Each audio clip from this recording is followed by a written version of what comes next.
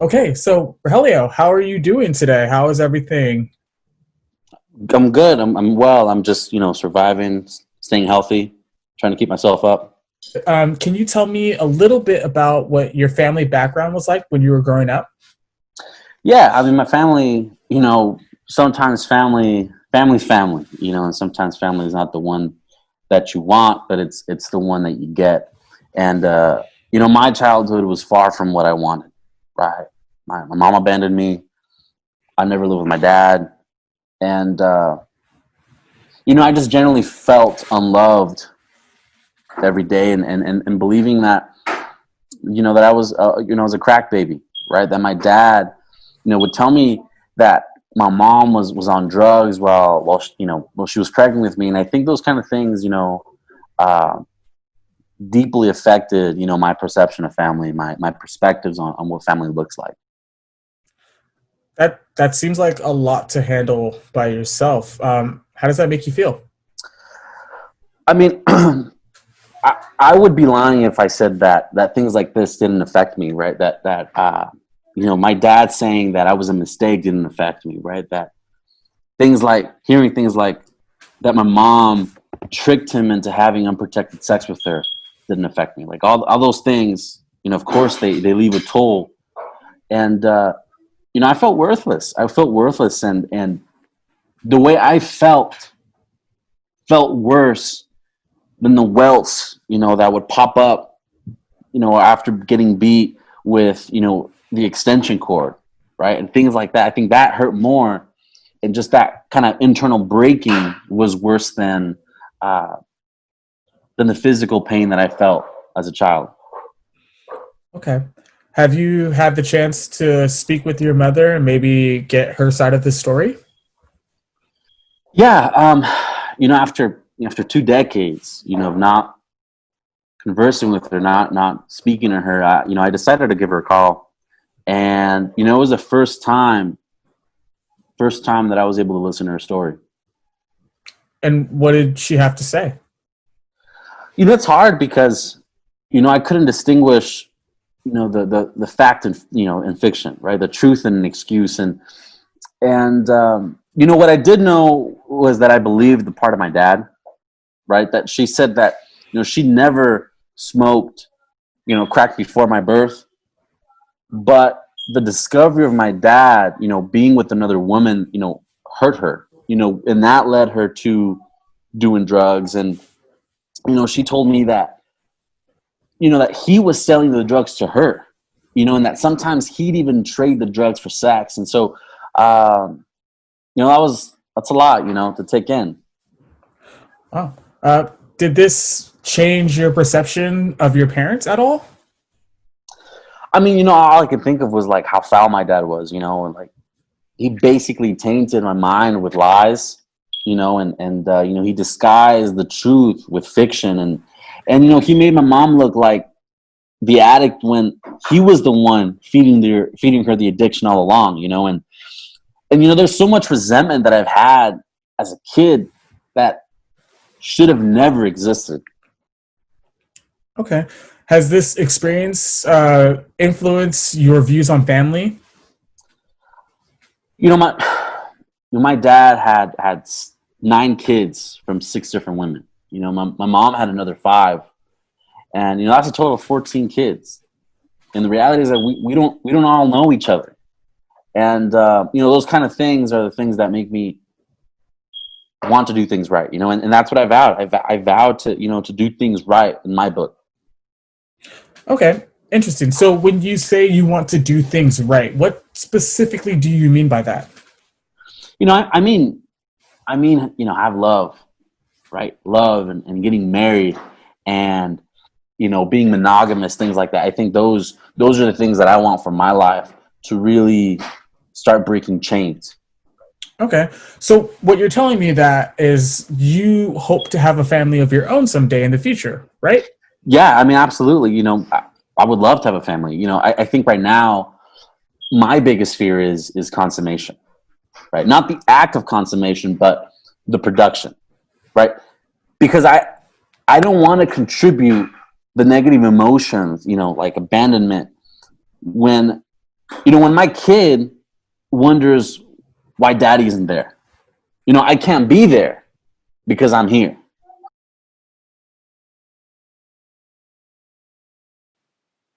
Terry Bell's writing on family and self esteem is incredibly relatable to me because as a father of two, I'm terrified of harming my kids when I should be protecting them. I think this piece is particularly important because it not only shows us autoethnographic performance and monologuing, but it also allows us to see performance as narrative. And it shows us how embodiment can be a mechanism towards resiliency, and also how we can use theater for resisting normative structures and for self therapy.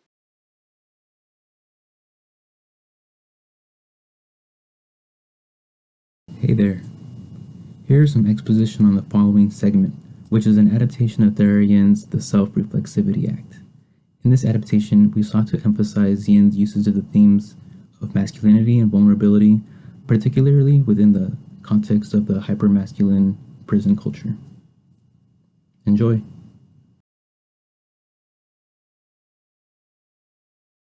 Hi, Arthur. How are you doing today? Hey there, Doc. I'm doing, okay. Pretty good today. Better than most days. Can't really complain. Okay, cool. So I just wanted to first thank you for being able to meet with me today. I know because of COVID-19, it's really difficult for us to meet one-on-one, face-to-face. And so this has been a really good alternative. And so I'm very happy that you were able to get a computer today. Yeah. So let's go ahead and let's pick up where we left off last week. So last time we spoke, I gave you an assignment, and what I wanted you to do was take some time to look within yourself, and I want you to tell me what you discovered from this activity. So I was thinking about why I decided to become a college student while being here in the prison. And, during this critical reflection assignment, I really was able to realize that I was doing it for all the wrong reasons. When you say you were doing it for the wrong reasons, what do you mean? Like, what made those reasons wrong? Well, I was kind of just doing it so I could have like some type of documentation, have that diploma on my file. I figured that it helped me with the possibility of being released from the prison, to look good on paper, as they say. Okay. Well, I mean, wanting to improve your chances of early release isn't inherently bad. In fact, it's actually pretty common. So, what did you discover after enrolling in the college program? Upon entering the program, the university program, I discovered that I really enjoyed learning for the benefit of just improving myself, not so much just to like get it done on paper and just to say that I have this proof certificate, but actually learning and gaining knowledge and being able to learn more about myself and who I am in relation to the world and how others see me. And this really allowed me to, see myself and how I wanted to be treated by others. If that makes sense, Doc, does it? Yeah, I get where you're coming from. So, it seems like this exercise has been kind of beneficial for you. Is there anything else that you feel like you've learned from this? I guess after studying myself more clearly and, really taking time to thoroughly examine myself, I started to see the different social roles that I performed on a daily basis because I realized one thing was that I was kind of doing these social roles without thinking about them. But through study, I kind of realized that I was putting myself in these very defined social categories and these roles that come with those categories. So, studying definitely helped me to realize that. And like all the different behaviors that came with the roles that I was being disciplined into doing when completing these assignments and being held accountable to like learn and be able to run the information back to the professors and show that I'm learning through the assignments and being able to like engage in a discussion and dialogue with other students and show that I have something to contribute to the conversation, really helped me a lot. And especially like keeping a friendly environment, that really helps me to grow a lot. Okay, so let's talk a little bit more about roles. So now that you are a college student, what does that role feel like to you? I guess that role really feels like it's like really obvious, and it's I'm open to it now. Like I really understand it and I see it now. Before, these roles weren't really obvious to me. I kind of just did what I wanted to and what it felt like, but now I understand that what I'm doing is kind of like this role that's already been set up for me, and I'm just acting my part. Okay, and what does it feel like to be with your cohort, with your other classmates? Well, the whole cohort thing has really created like this open environment of safety and security and like lightness that I can feel a connection with other people. It's very a drastic and a sharp contrast from my usual days where I'm kind of having to look over my shoulder. Being in this space with the cohort has kind of allowed me to be, as I said, open and vulnerable to some of these other men that are in the program with me. So yeah, it's made me feel a lot more comfortable within my role as a student, and I have a social role as a fellow inmate too. I realize those things, and this dynamic actually helps me in my student role as well because I'm able to actually, you know, relate to the other classmates. If that's what I'm, I think I'm trying to. If that's what I'm trying to say, helps it Okay, be relatable. all right, this is great news to hear. Do you think this exercise and self reflexivity has been helpful overall? Yeah, I feel like I've definitely grown. Like seeing myself when I first got into the program, I'd be very afraid to even ask a question about the syllabus or even to ask like a very basic question because I was afraid that, they would think that I was dumb, that I had no place here, that I had no value to the program. But, through the self reflexivity and the social comparison and just being around all these other bright individuals has really helped me to like realize that I myself am innovative. I'm disciplined and I have unique thoughts and I'm able to contribute to the dialogue. So yeah, Doc, this helps a lot.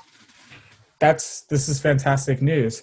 Well, so that's our time for today. But I really wanted to thank you for being vulnerable with me and opening up, Arthur. I know it takes a lot to try and tap into like those inner emotions. So I wanted to thank you for that, and also let you know that we are going to continue this session and pick up next week. But I want you to continue doing that self-reflexive exercise with yourself and just kind of see if you can learn more about yourself. Yeah, Doc, I'll keep writing in my journal. I kind of use it as a joke diary too, but I'll keep writing. All right, cool. Well, you have a great day, and I hope you stay safe and stay healthy. Thanks, Doctor Glover.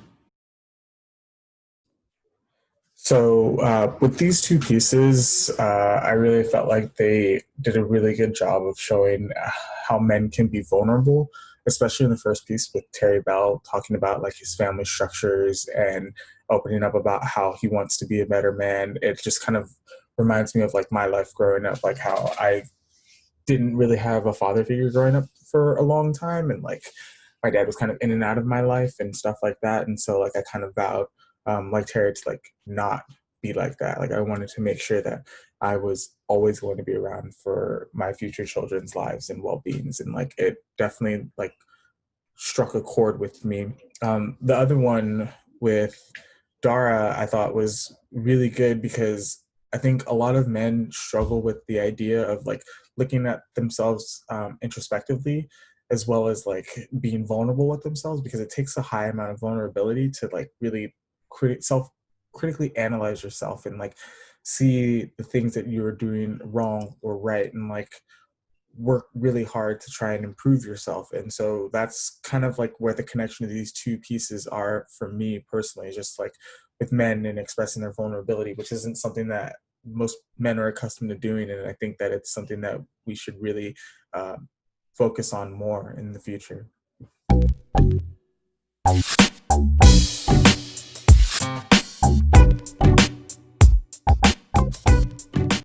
The Prison BA Journal is a publication of the Department of Communication Studies, which provides incarcerated Cal State LA students with the opportunity to publish their academic work and a chance for their research and writing to be seen by others in our field of study. As graduate students in the Communication Studies Department at Cal State Los Angeles, we are overjoyed and humbled to present a thematic collection of writings from the fall 2019 Communication Studies Prison VA Journal that center around the concept of home. We selected home as the theme for this performance for two reasons. One, because we found that home was a common theme among the individual experiences and stories in this journal. Stories of losing home, missing home, broken homes, but also stories of redefining home and rediscovering home. Second, because the universality of the concept of home could serve as an emotional touchstone between us, the performers, and the authors of the stories contained in the journal. Home is more than a concept or a place. It's a feeling. It's a shared experience that we could explore through the voices of these authors, illuminating their stories and integrating our own. Home. A rite of passage. A rite of passage process consists of 6 specific stages that represent interdependent phenomenological occurrences. The stages are temporal and are as follows. Stage 1. The initiate must leave home. We stood barefoot, naked, shivering and silently pretending to be calm and collected, precluded by the threat of physical harm from picking up the roll of clothes that sat on the floor directly in front of me. I listened. Don't talk back to me or any of my officers. Don't none of you motherfuckers talk while I'm talking. When you're given an order, you better follow it. Excuse me, sir, interrupted one of the naked prisoners. He never got to finish his statement. A big group of corn-fed sheriffs slammed him on the floor, pummeled him, twisted his limbs, and ordered him to refrain from crying out in pain as his naked body lay smashed on the dirty, cold floor under the weight of like 8 cops. His lip burst when his face was maliciously smashed against the floor. I took it all in. As I did so, I remember thinking, I'm on my own. Stage 2. A ceremonial or symbolic death must take place. July 11th, 2009. My brother. His hair is so long now. Longer than mine. He seems a lot better than before, though. His complexion is clearer. His voice is serene and calm, and he holds the composure of a grown man. But he looks so much like my father now, it scares me. It's still Justin, I remind myself, but when he smiles, the bulk of his cheeks sculpt up and round up exactly the way that Dad's did. I burst into tears the moment that I saw him, and I forgot to breathe for what seemed like an eternity. A brother is an identity that a male inherits as his parents bring another child into the world. I know these siblings, sometimes sharing toys, clothes, and childhood experiences, also share a bond of blood that binds them for life. However, this powerful tie of DNA does not necessarily define closeness, and while this identity may imply certain social roles, it's not a true reflection of the brother's character of self. One could be a good brother, or one could be a deadbeat brother. He's a brother nonetheless. Unfortunately, throughout this writer's life and 12 years of incarceration, he's been more times than not the latter. In 2018, my sister Elaine sent me several of her personal writings that documented specific memories and my specific role, or lack thereof, at different times of her life. Her words, sometimes filled with anger, pain, and love, were undeniably raw, riveting, and, well, revealed many painful realities about our relationship. August 11th, 2009. You know, sometimes I think about how unfair life is. And sometimes I wish I could just quit, okay? You were never there for me. You were never there for me when I needed you the most. Those preteen years were horrible. I was picked on for the homemade clothes. I was chubby. I was full-faced and too awkward to fit in. You weren't there to scare off the boys. The ones that courted me or the ones that bullied me. You missed all my swim matches. And and band performances, and you never picked me up at school like all of my other friends' brothers did. And I've missed you.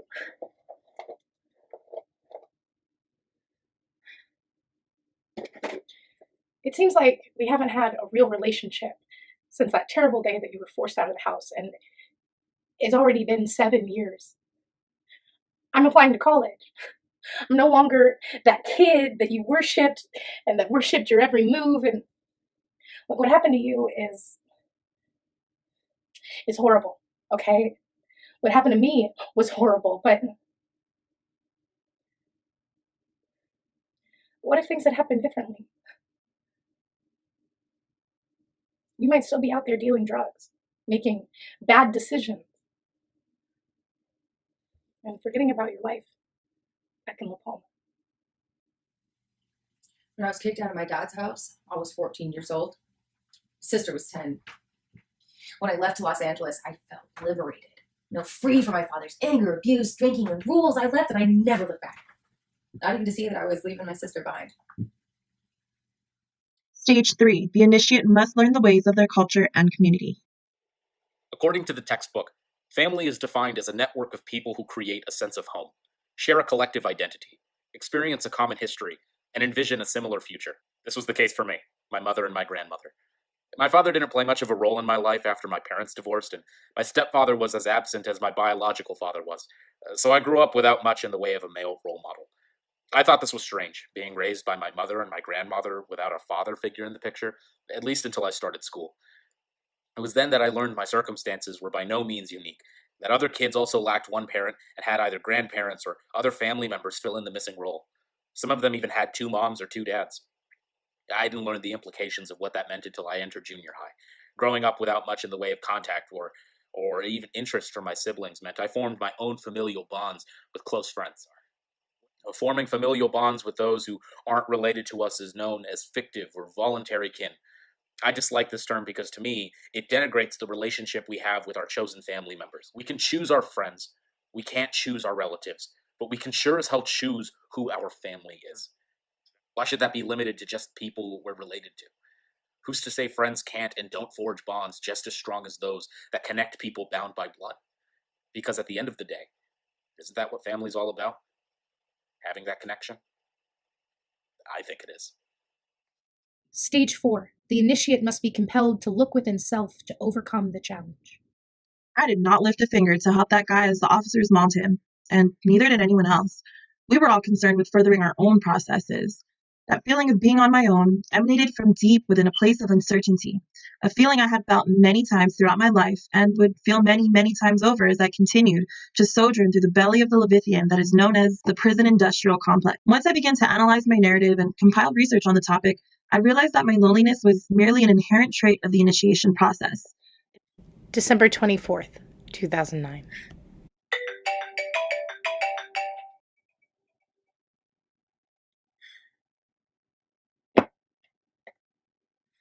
Justin had called again. I don't even know what to say to him anymore. It seems like all that we do is fight, or it's just him rambling on, lecturing me. I know that Justin doesn't hate me, and that he just wants to protect me from the world, but he speaks to me so harshly, and it hurts. And I wish he wouldn't do that.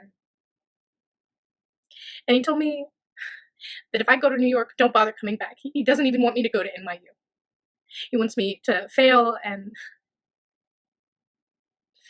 I know he doesn't mean it. I know he loves me. I know that he's projecting a hurtful reaction, but that's just what Dad would have done. I know they have good intentions. They all do, right? Everybody seems to have good intentions. Everybody thinks they're good, but deep inside, people can be so fucked up and they don't even know how to express love. What is wrong with you? My intentions were good, right? I mean, at least I think they were. My sister told me that she wanted to go to New York University. I didn't understand why she wanted to move so far.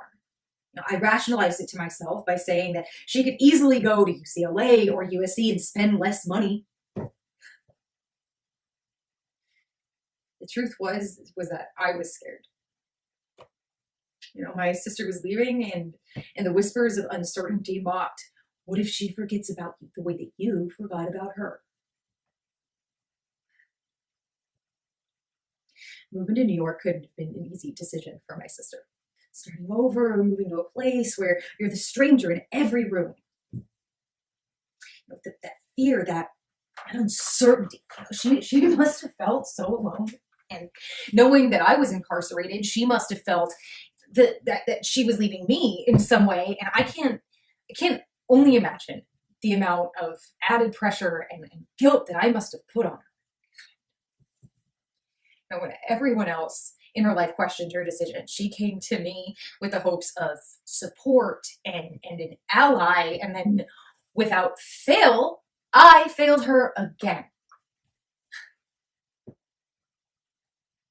What is wrong with me?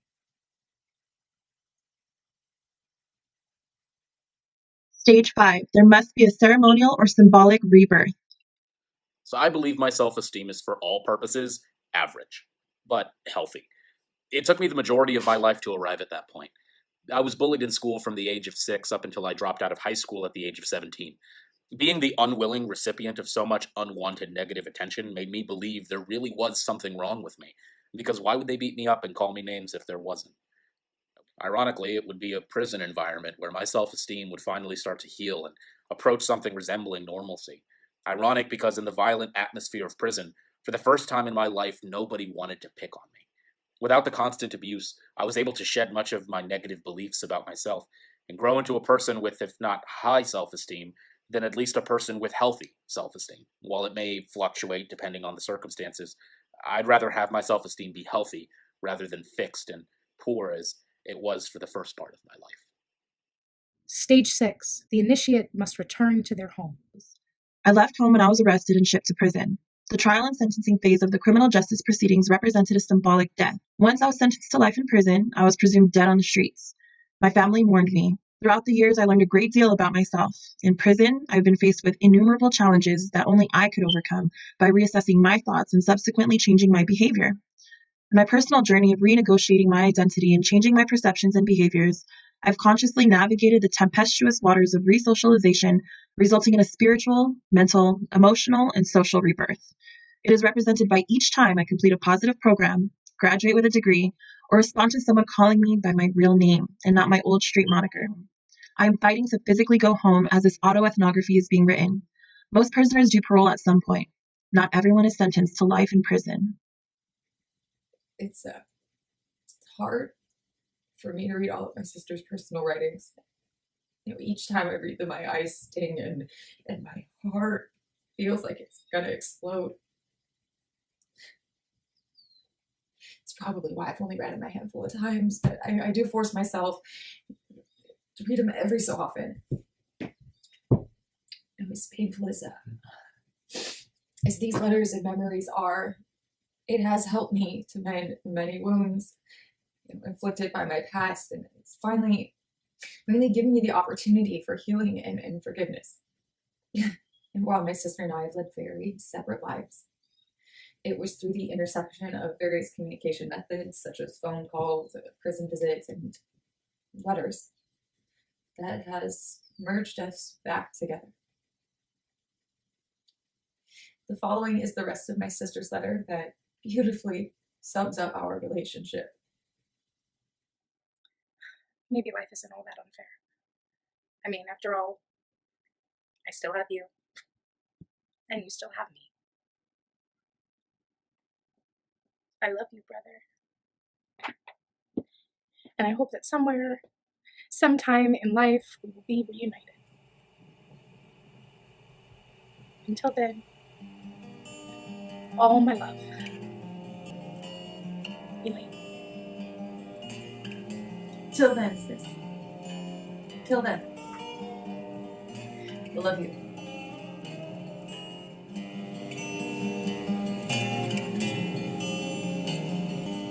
I can't